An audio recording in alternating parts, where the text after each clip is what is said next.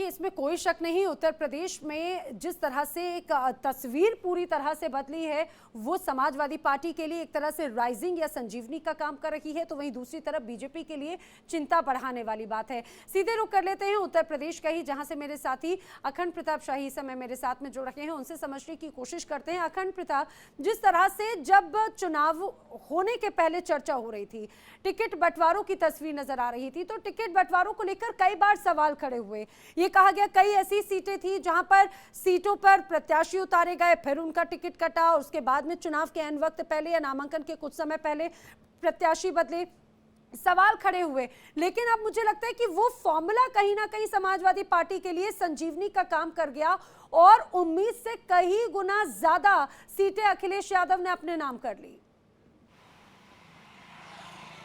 बिल्कुल, इसमें कहीं दो राय नहीं है नैना। जिस तरीके से अखिलेश यादव ने अपनी रणनीति बनाई और रणनीति को अमल में लाने के लिए जो कुछ भी कदम उठाने ज़रूरी लगे वो सारे कदम उठाए। उन्होंने उन सीटों पे बदलाव करने से भी गुरेज नहीं किया जहां पे पहले से ही प्रत्याशी घोषित थे और दूसरी बिरादरी के थे। उन्होंने फिर मूल्यांकन किया। मूल्यांकन के बाद जब उन्हें लगा कि इस बिरादरी का यहाँ पे बाहुल्य ज़्यादा है, पल्ला बिरादरी का बाहुल्य ज़्यादा है, अगर कुर्मी बिरादरी का बाहुल्य ज़्यादा है, तो वहाँ पे कुर्मी बिरादरी का कैंडिडेट उतार दिया। और ये वजह रही कि एक जो रणनीति बनाने की बात आई। और दूसरी तरफ एक बात और जो छूट जाएगी शायद, जिस पे गौर करना जरूरी है कि जब अलायंस बनाने की बात आई तो आखिरी समय तक अलायंस भी बनता हुआ नहीं दिख रहा था। लेकिन कांग्रेस और समाजवादी पार्टी के दोनों बड़े नेताओं की बात अगर कर लिया, चाहे राहुल गांधी और अखिलेश यादव, ये जरूर था कि अजय राय से अखिलेश यादव को लेकर काफी कुछ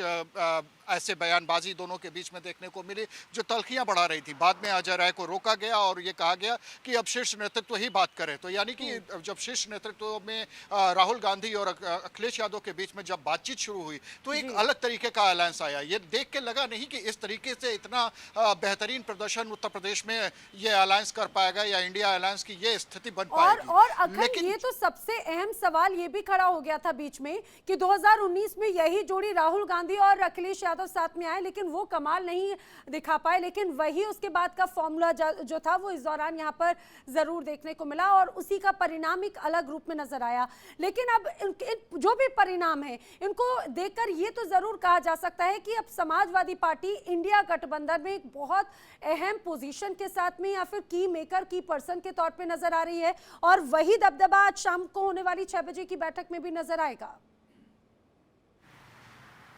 बिल्कुल, इस स्ट्रेटजी में जो मीटिंग होने वाली है इंडिया गठबंधन की, उसमें तो नजर आएगा है ये दबदबा।